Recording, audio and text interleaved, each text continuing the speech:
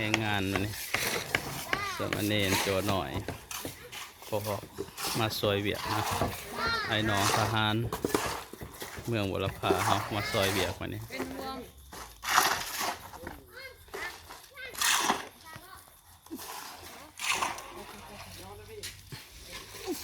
โชคดีบุญบารมีของครูบานกกับครูบายมมาแต่เวียงจันทน์มาเห็ดเวียกสวยอ่ะใช่แล้วครูบานกนะ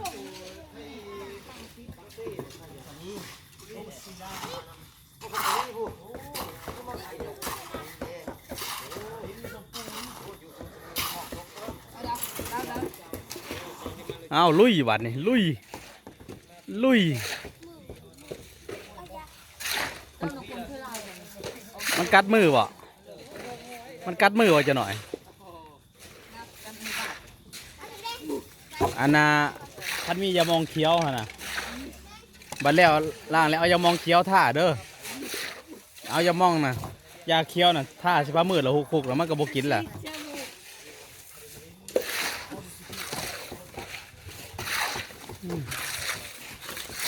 หันปึงอาจจะหน่อยนี่ใส่ร้ายมันเริ่มสิเต็มคู่อีกแล้วนะหันได้ตัวเอ้ยจะใส่ร้ายได้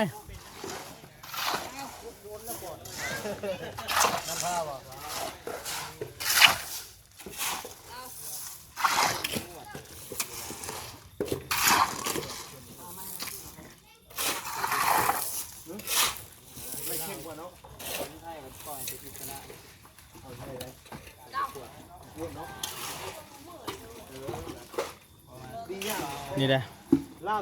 ผลงานของพระสงฆ์สามเณรนะ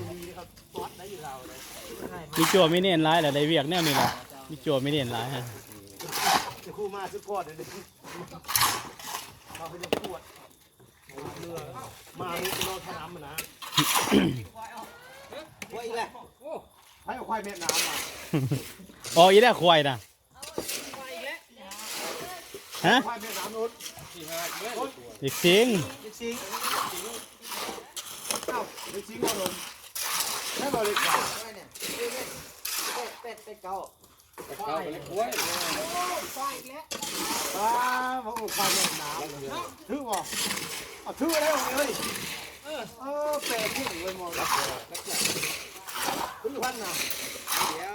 ชาวพันถึกชาวพันเลยบุญละหรือเปล่านะปีนี้เราเล็กสร้างแล้ว